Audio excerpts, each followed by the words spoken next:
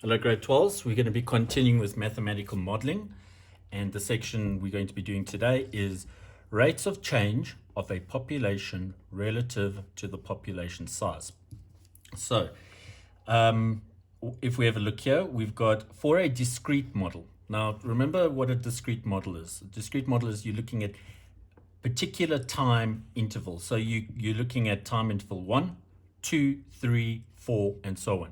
You're not looking in between, for example, time period 1 and 2. You're not looking at 1.5 or 1.6.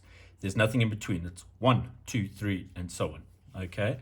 We refer to the rate of change of the growth of a population at n, where n is your time interval, 1, 2, 3, and so on, as delta p n.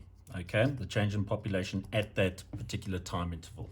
So, if we look at a graph, where we have your nth time period, you have a population Pn.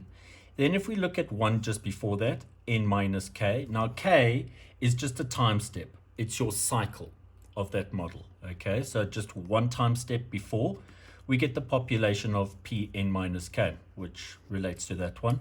And then one time interval or cycle after n plus k, you get your Pn plus k. Okay, your population at that time interval.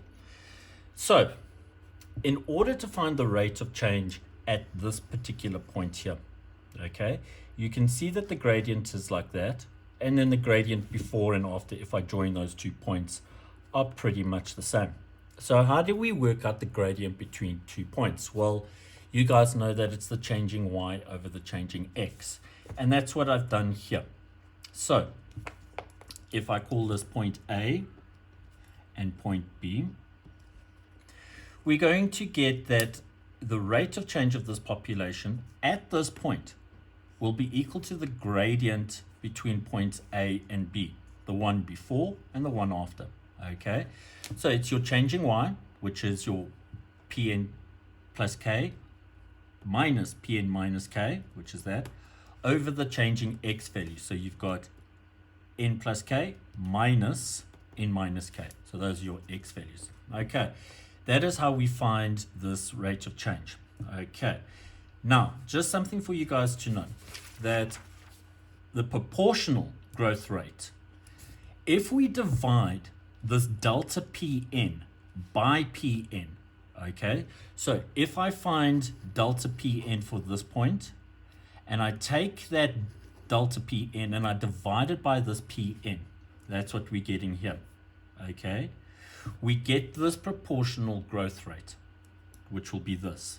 Now what this is going to help us with, it's going to help us decide if this thing is a Malthusian model or if it is a logistic. Okay, in the next video I will show you how we decide with this growth rate proportion. Okay, thank you, grade 12s.